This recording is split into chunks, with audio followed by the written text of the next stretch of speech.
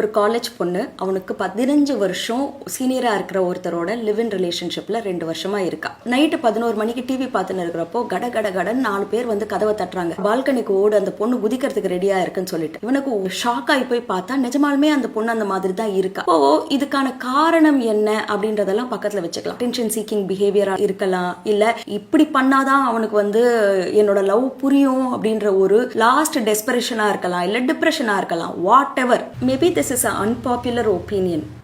At least most women are self-destructive in some way. அந்த emotions வரப்போ அதை வந்து பாசிட்டிவா சேனலைஸ் பண்ண கத்துக்கலனா we will end up destroying ourselves, our loved ones. எந்த ஒரு விஷயத்துக்காக அந்த எக்ஸ்ட்ரீம் எமோஷனை கையில எடுக்கிறோமோ அந்த ஒரு விஷயத்தையே தொலைச்சிட்டு உட்கார்ந்துட்டு இருக்கும். இந்த பொண்ணோட கேஸ்ல பாருங்களேன், if it is truly love that she crave for from that boy, இவ்ளோ ஒரு ஷேம ஒரு கம்யூனிட்டிக்கு முன்னாடி கொண்டுட்டு வந்துட்ட பிறகு அந்த பொண்ணால அந்த பையனை எனிவே அவளோட லைஃப்ல ரிட்டைன் பண்ணிக்க முடியுமா? ஆண்களுக்கு வந்து அந்த சொசைட்டிக்கு முன்னாடி கௌரவம்ன்றது அவ்வளோ முக்கியமா இருக்கிறப்போ நிஜமாலுமே உனக்கு அவங்க அந்த அன்பு வேணுமா இருந்ததுன்னா how will any self-respecting man continue with you? ஒருவேளை அவன் கண்டினியூ பண்றான்னா உண்மையிலேயே அவனும் கலந்து போன கேஸா தான் இருக்கணுமே தவிர there is no way a healthy relationship can come out of such dynamics.